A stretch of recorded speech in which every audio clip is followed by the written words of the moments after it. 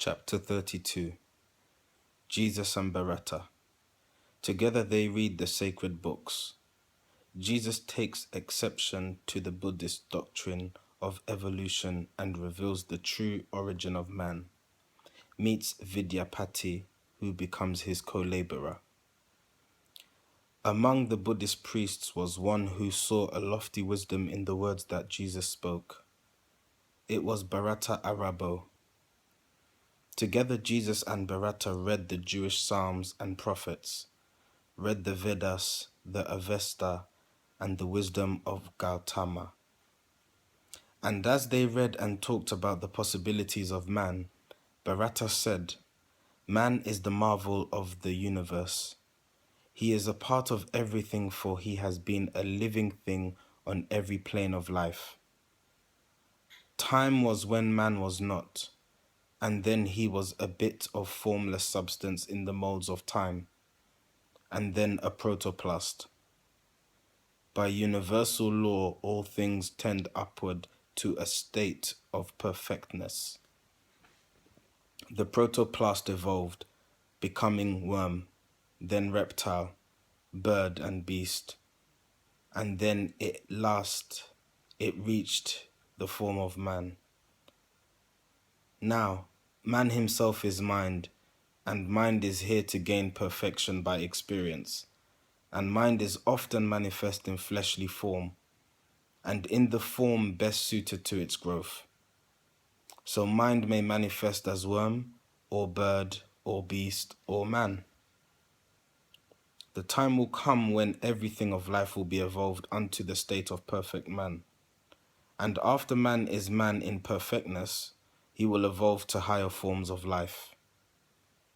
And Jesus said, "Bharata Arabo, who taught you this, that mind, which is the man, may manifest in flesh of beast or bird or creeping thing?" Bharata said, "From times which man remembers not, our priests have told us so, and so we know." And Jesus said, "Enlightened Arabo, are you a mastermind and do not know that man knows naught by being told? Man may believe what others say, but thus he never knows. If man would know, he must himself be what he knows. Do you remember, Arabo, when you were ape or bird or worm? Now, if you have no better proving of your plea than that the priests have told you so, you do not know, you simply guess. Regard not then what any man has said. Let us forget the flesh and go with mind into the land of fleshless things. Mind never does forget. And backward through the ages, masterminds can trace themselves, and thus they know. Time never was when man was not. That which begins will have an end. If man was not, the time will come when he will not exist. From God's own record book we read, the triune God breathed forth, and 7 spirits stood before his face. The Hebrews call these 7 spirits Elohim. And these are they who, in their boundless power, created everything that is or was. These spirits of the triune God moved on the face of boundless space, and 7 ethers were, and every ether had its form of life.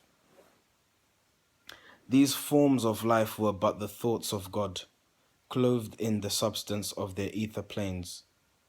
Men call these ether planes the planes of protoplast, of earth, of plant, of beast, of man, of angel, and of cherubim. These planes, with all their teeming thoughts of God, are never seen by eyes of man in flesh. They are composed of substance far too fine for fleshly eyes to see, and still they constitute the soul of things. And with the eyes of soul all creatures see these ether planes and all the forms of life. Because all forms of life on every plane are thoughts of God. All creatures think, and every creature is possessed of will, and, in its measure, has the power to choose. And in their native planes, all creatures are supplied with nourishment from the ethers of their planes. And so it was with every living thing until the will became a sluggish will.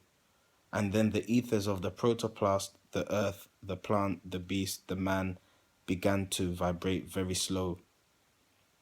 The ethers all became more dense, and all the creatures of these planes were clothed with coarser garbs, the garbs of flesh, which men can see. And thus this coarser manifest, which men call physical, appeared. And this is what is called the fall of man. But man fell not alone, for protoplast and earth and plant and beast were all included in the fall. The angels and the cherubim fell not. Their wills were ever strong, and so they held the ethers of their planes in harmony with God. Lucky them. Now when the ethers reached the rate of atmosphere, and all the creatures of these planes must get their food from atmosphere, the conflict came. And then that which the finite man has called survival of the best became a law. The stronger ate the bodies of the weaker manifests. And here is where the carnal law of evolution had its rise. And now man, in his utter shamelessness, strikes down and eats the beasts. The beast consumes the plant thrives on the earth absorbs the protoplast. In yonder kingdom of the soul, this carnal evolution is not known, and the great work of masterminds is to restore the heritage of man, to bring him back to his estate that he has lost, when he again will live upon the ethers of his native plane. The thoughts of God change not. The manifests of life on every plane unfold into perfection of their kind. And as the thoughts of God can never die, there is no death to any being of the seven ethers of the seven spirits of the triune God. And so an earth is never plant, a beast, or bird, or creeping thing is never man. And man is not and cannot be a beast, or bird, or creeping thing. The time will come when all these seven manifests will be absorbed, and man and beast and plant and earth and protoplast will be redeemed. Bharata was amazed. The wisdom of the Jewish sage was revelation unto him. Now, Vidyapati, wisest of the Indian sages, chief of temple Kapivastu, heard Bharata speak to Jesus of the origin of man, and heard the answer of the Hebrew prophet. And he said, "You priests of Kapivastu, hear me speak. We stand today upon a crest of time. 6 times ago, a master soul was born who gave a glory light to man. And now a master sage stands here in temple Kapivastu. This Hebrew prophet is the rising star of wisdom, deified. He brings to us a knowledge of the secret things of God, and all the world will hear his words, will heed his words, and glorify his name. You priests of temple Kapivastu, stay, be still and listen when he speaks. He is the living oracle of God." And all the priests gave thanks and praised the Buddha of enlightenment. That was chapter 32 of the Aquarian Gospel of Jesus the Christ. I would like to thank you all for listening.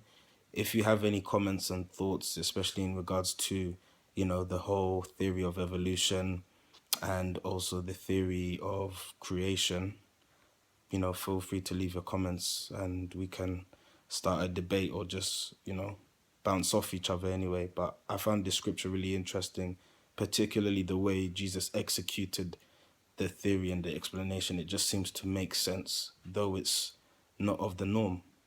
Thank you for listening.